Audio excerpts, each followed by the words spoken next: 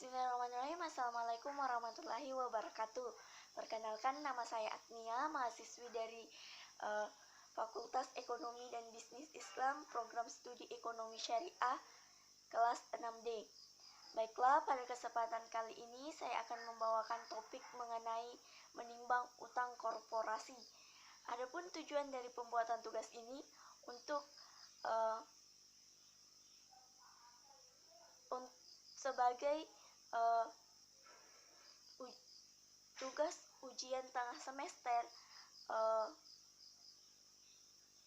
perkuliahan mata perencanaan pembangunan.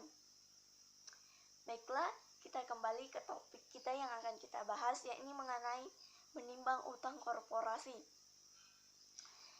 Berdasarkan hasil survei yang dirilis, bahwasanya Indonesia akan mengalami gagal bayar utang korporasi. Namun dari segi fakta yang ada, Indonesia sebenarnya masih mampu membayar utang korporasinya. Baiklah, adapun pertanyaan yang kita angkat yang pertama, yakni mengenai pandangan kita mengenai isu kondisi korporasi dalam mengalami kegagalan bayar. Berdasarkan fakta bahwasanya Indonesia masih mampu membayar utang korporasinya, yang dapat dilihat dari dua faktor, yakni yang pertama dari level utang itu sendiri, dan yang kedua arus kas yang dihasilkan oleh perusahaannya.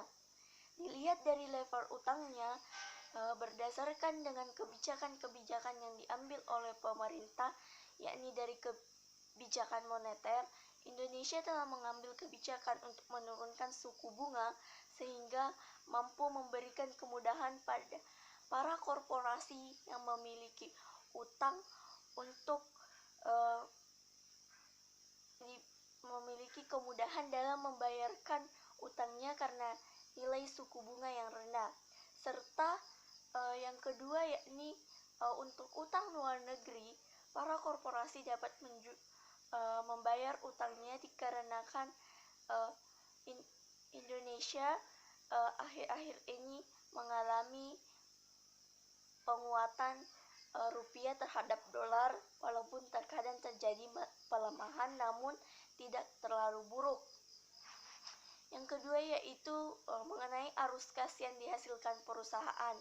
Walaupun arus kas yang dihasilkan perusahaan dalam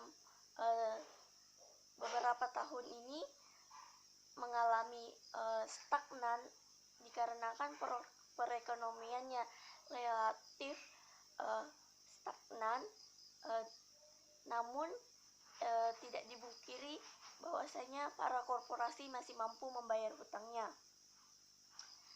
Berdasarkan info, korporasi juga memiliki peminjaman 80% di bank lokal negara sendiri, sehingga apabila terjadi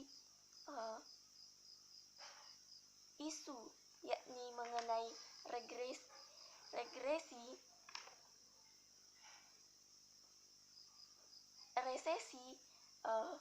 resesi yang terjadi akibat adanya perang dagang baik antar Amerika dan Tiongkok maupun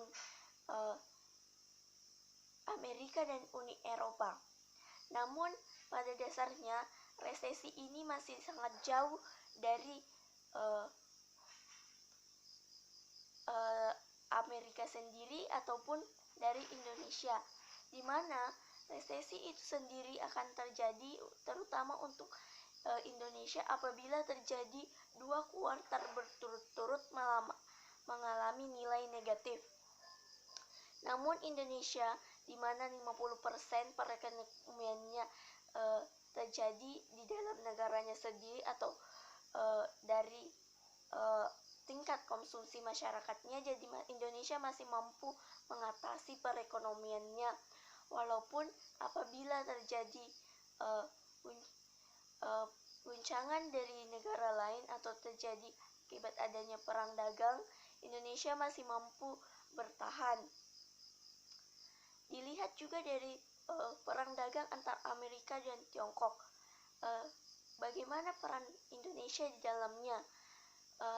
Jika dilihat, Indonesia tidak mengambil peran atau keuntungan yang sangat besar dari kejadian ini, dikarenakan Indonesia yang memiliki sistem investasi yang ribet antar pihak pemerintah dan daerah, di mana terjadi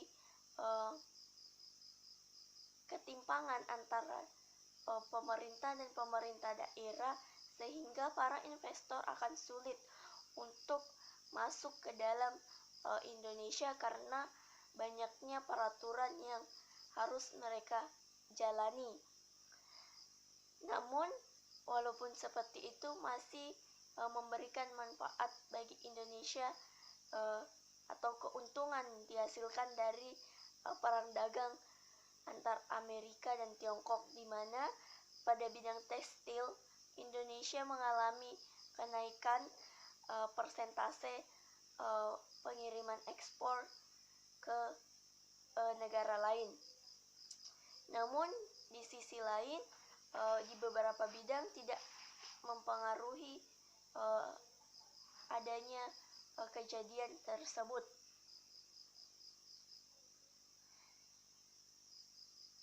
Dilihat dari fakta juga bahwasanya ada beberapa korporasi yang sudah mengalami gagal bayar, namun mereka masih dapat melakukan restrukturasi utang sehingga mereka dapat membayarkan utangnya kembali.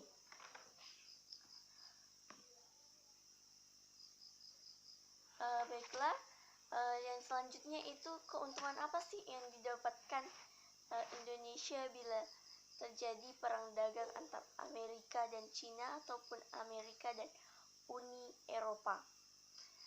Berdasarkan fakta yang dapat kita lihat bahwasanya Indonesia memiliki beberapa keuntungan, yakni yang pertama yaitu di bidang tekstil. Maka dari itu Indonesia diharapkan memiliki kebijakan-kebijakan yang lebih mudah lagi, sehingga investor mudah masuk ke dalam Indonesia, sehingga dapat menghasilkan perekonomian Indonesia itu semakin maju, dan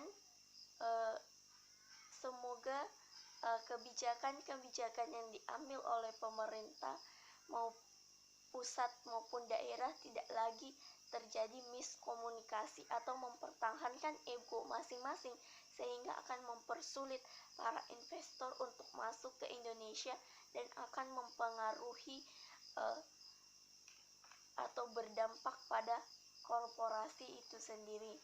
Baiklah, itulah materi yang dapat saya sampaikan, kurang dan lebihnya mohon dimaafkan.